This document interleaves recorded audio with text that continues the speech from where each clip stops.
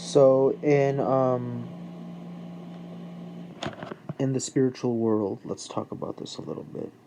We have something called jinns. Jinns are actually souls.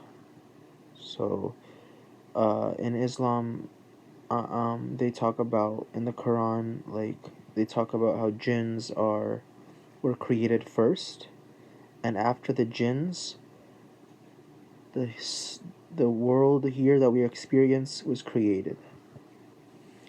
So our world here and our bodies and our souls here were created, humans were created after and jinns were created prior. Now the truth is that jinns, it says that jinns can do evil, they can do good, they can sin, they can be evil. It's just like we can be here. And jinns were created to worship God just like humans were. Now what I'm about to tell you is going to blow your mind. You're a jinn too.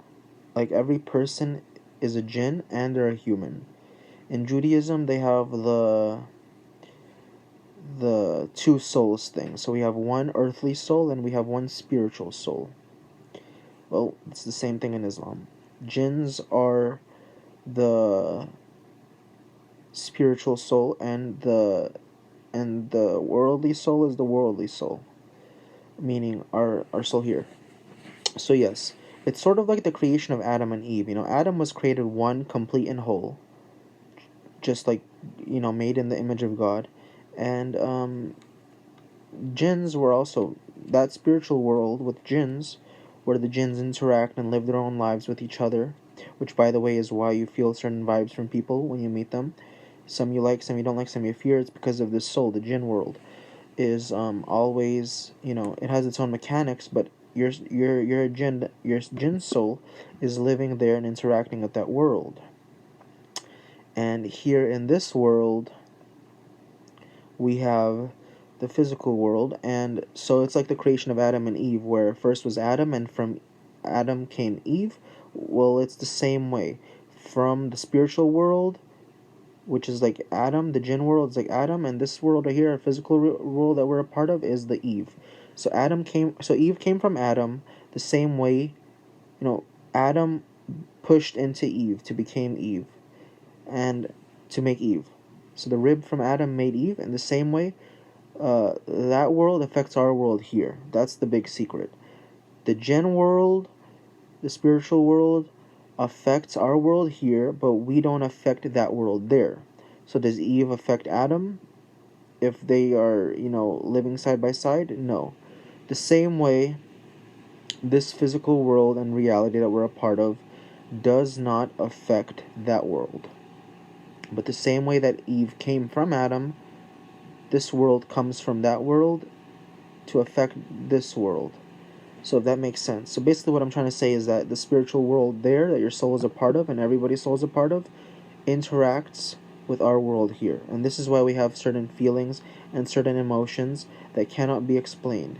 It's all because of that world, and it has its own mechanics, and it affects our world here. So with that all being said, yes, you have a worldly soul and a spiritual soul, and you cannot affect that world with your actions here. You're just gonna have to deal with it. That it's almost like you're Eve here and Adam is there. You can't affect Adam. You can't make Adam stop being Adam. Adam is still gonna be Adam. He's still gonna do his thing, and just the same way, you can't stop the spiritual, your jinn soul, from doing anything from here. It's gonna do its own thing. So half of your reality is truly not in your hands, and I'm talking about your actions, your own personal actions. Now, what else do we learn from these scriptures? We learn that there is such thing as cause and effect. There is no such thing as any form of like hell or heaven, but what there is cause and effect. And we know that there is no compulsion in religion. Nothing isn't necessary.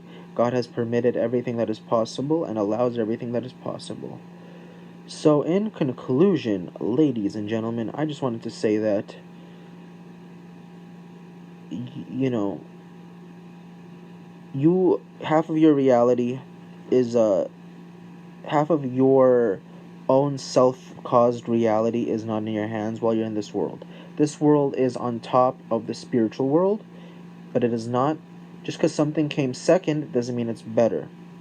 All right, or you know, with the Adam and Eve thing, Eve was created for Adam because it was not good for Adam to be alone. It's kind of like that here. We were created for that world to not be alone, and that world doesn't know that we are here. Actually, it does. My bad. It does, because it says in the Quran they can see us, but we can't see them.